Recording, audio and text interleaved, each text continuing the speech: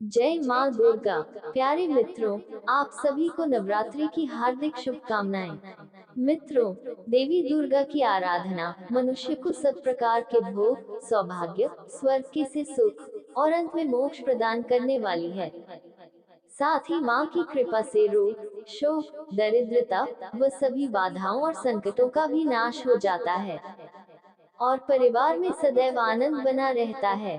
इन 9 दिनों में देवी शक्ति के अलग अलग रूपों की भक्तजन उपासना करते हैं। धार्मिक मान्यताओं के अनुसार इन दिनों व्रत रखने का काफी महत्व माना गया है। कहा जाता है कि इन दिनों माँ अपने भक्तों पर कृपा बरसाती हैं। हिंदू धर्म में चैत्र नवरात्रि का विशेष महत्व होता है।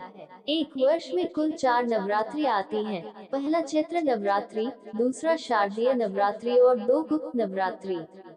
धार्मिक मान्यताओं के अनुसार नवरात्रि पर देवी दुर्गा पृथ्वी लोक आती हैं और अपने सभी भक्तों की हर एक मनोकामना को पूर्ण करती हैं।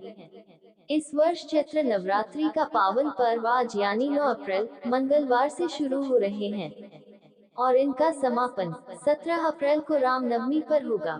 आइए जानते हैं चैत्र नवरात्रि पर कलश स्थापना के लिए शुभ मुहूर्त कब रहेगा तथा क्या है सही पूजा विधि और नवरात्रि के बारे में पूरी जानकारी। हिंदू धर्म में चैत्र नवरात्रि के त्योहार को बहुत अधिक महत्व दिया जाता है। वैदिक पंचांग के अनुसार चैत्र माह के शुक्ल पक्ष की प्रतिपदा तिथि इस वर्ष 8 अप्रैल को रात 11:50 से शुरू हो जाएगी, जो अगले दिन यानी 9 अप्रैल 2024 को रात को 8:30 पर खत्म होगी। ऐसे में उदया तिथि के आधार पर चैत्र नवरात्रि 9 अप्रैल से शुरू हो जाएगी। इस वर्ष चैत्र नवरात्रि के पहले दिन सर्वार्थ सिद्धि और अमृत योग रहेगा। वैदिक ज्योतिष में इन योगों में पूजा बहुत ही शुभ फलदायी होती है।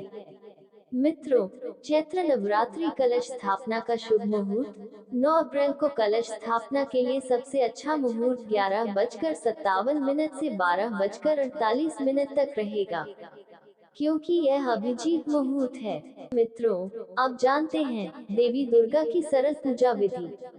सबसे पहले आराधक को स्नान करके पूजा के लिए शुद्ध व सुंदर वस्त्र और स्त्रियों को सौभाग्य चिन्ह धारण करने चाहिए। फिर पूर्व दिशा की ओर मुख करके आसन पर बैठे। पूजन के लिए सभी सामग्री अपने पास रख लें। देवी के लिए एक चौकी स्थापित करें और उस पर लाल कपड़ा बिछा लें। अब अखंड चावलों का अष्टदल यानी कमल बनाकर उस पर सिंहासन में देवी की प्रतिमा विराजमान कर दें। यदि मूर्ति नहीं है तो उनका चित्र स्थापित कर दें। ऐसा करने से मां साकार रूप में उपस्थित हो जाती है। और अब पूजन आरंभ करने से पहले घी का दीपक जलाकर चौकी के दाहिने भाग में थोड़े से चावलों के ऊपर रख दें। ओम दीप ज्योतिषे नमः कहकर दीपक पर रोली का छींटा देकर एक पुष्प चढ़ा दें और यह भावना करें कि हे दीप, आप मेरी पूजा के साक्षी हो। जब तक मेरी पूजा समाप्त न हो जाए तब तक तुम यहीं स्थिर रहना। अब हाथ में पुष्प लेकर मां का ध्यान करें। सर्वमंगल मांगल्ये शिवे सर्वार्थ साधिके शरण्ये त्र्यंबके देवी नारायणी नमोस्तुते। इसके बाद देवी के विभिन्न नामों के साथ सभी सामग्री अर्पित करें। अब यदि मिट्टी की मूर्ति है या चित्र है तो स्नान आदि केवल जल के छींटे देकर ही करें। धातु की मूर्ति होने पर उनका स्नान विधि पूर्वक कराएं। धातु की मूर्ति को एक थाली या कटोरे में रख लें। हे माँ, यह आपके स्नान के लिए मंदाकिनी का जल है, ये कहकर उन्हें स्नान कराएं। मूर्ति को साफ कपड़े से पोंछकर वस्त्र पहनाकर चौकी पर स्थापित कर दें। हे देवी, यह आपके लिए आभूषण है, इन्हें स्वीकार करें। माँ को हार, मुकुट आदि धारण कराएं। हे मंगला, यह आपके लिए चंदन, रोली, चावल, सिंदूर, अबीर, गुलाल व इत्र है। ये कहकर सभी सामग्री एक के बाद एक देवी को अर्पित करें।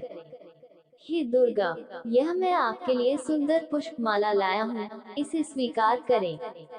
देवी को गुलाब व गुड़हल के फूल पसंद हैं। हे माँ भद्रकाली, यह आपके लिए अत्यंत हरे बेलपत्र हैं, माँ को बेलपत्र चढ़ाएं। हे माँ, यह आपके लिए धूप व अगरबत्ती है, इसे माँ को दिखाएं। शिवा, यह आपके लिए शुद्ध घी में रुई की बाती से बना दीपक है। जिस प्रकार ये दीप सारे अंधकार को दूर कर देता है, वैसे ही आप हमारे पापों को दूर कीजिए। पहले प्रज्वलित दीपक पर चावल चढ़ा दें। हे अन्नपूर्णा, यह आपके लिए भोग है। आपको मेवा, बर्फी आदि बहुत ही प्रिय हैं। यह आप ग्रहण करें और अपने प्रति मेरी भक्ति को अविचल कीजिए। जो भी भोग के लिए वस्तु घर में हो उसे माँ को अर्पित करें। हे शिवा, यह आपके लिए फल है। माँ को अनार बहुत प्रिय है। जो भी फल हो उसे माँ को अर्पित करें। आप इसे ग्रहण कर मेरे लिए फलदाता हुए। हे विद्याप्रद, ये नारियल का फल मैं आपको अर्पित करता हूँ, इससे जन्म जन्म में मुझे सफलता प्राप्त हो। हे माँ, यह आपके लिए तांबूल पान है। यदि पान उपलब्ध न हो तो एक सुपारी, 2 लौंग व 1 इलायची चढ़ा दें। हे देवी, यह आपके लिए दक्षिणा है। इसे स्वीकार कर मुझे शांति प्रदान करें। अंत में घी में डुबोई हुई बाती व कपूर जलाकर माँ की आरती करें। अंत में माँ को पुष्पांजलि के रूप में पुष्प चढ़ावें और परिक्रमा करके दंडवत प्रणाम करें। अंत में क्षमा प्रार्थना करें कि हे माँ, आपके पूजन में मुझसे जो भी न्यूनता या अधिकता हो गई हो तो हे फलप्रदा माँ, मुझे क्षमा करें और इस पूजा से संतुष्ट हों और मेरे कष्टों को दूर कीजिए। मित्रों, माँ को अपने बच्चों से केवल प्रेम चाहिए और कुछ नहीं। अतः इनमें से जो भी वस्तु घर में आसानी से उपलब्ध हो, अगर वह अपनी श्रद्धा और सामर्थ्यानुसार माँ को अर्पित कर दी जाए तो वह उससे भी प्रसन्न हो जाती है। जय माँ दुर्गा।